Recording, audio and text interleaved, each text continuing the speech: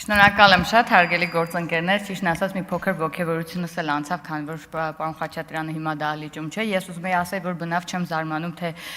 ինչու է պարոն Խաչատրյանը մտածում, որ թոշակների բարձրացումը դա ընտրակաշառք է, որովհետև վերջին հարցազրույցներում տեսել ենք, թե ինչպես է նկարագրում մեր թոշակառուներին պարոն Խաչատրյանը եւ ինչպես է արտահայտվում իր վերաբերմունքը թոշակառուների հանդեպ, հետեւաբար բնավ զարմանալի չէր նման իր գնահատական տալը, թեպետ այդպիսի արտիստիկ ձևակերպումներով։ Ինչ վերաբերվում է օրենքի նախագծին, սիրելի հայրենակիցներ, մենք բոլորս բազմիցս մեր մաշկի վրա զգացել ենք ընտրակաշառքով տասնյակ տարիներ իշխանությունը զարթացների ապաշնոր կառավարման ազդեցությունը, ուստի հունիսի 7-ին եւս մեկ անգամ փորձ կատարվեց ֆինանսական միջոցներ ներգրավելով Հայաստանում կրկին իշխանությունը զավթելու, որն իրենց չհաջողվեց շնորհիվ մեր քաղաքացիների արժանապատիվ, իրավագիտակից եւ քաղաքականապես հասուն ընտրությունով։ Այս համատեքստում կարևոր եմ համարում նախ եւ առաջ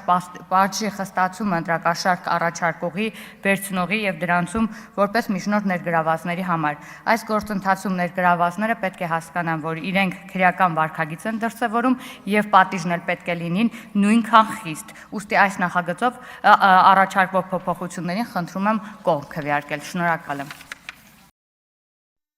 Հավանիր տեսանյութը եւ բաժանորդագրվիր նորությունները բաց չթողնելու համար։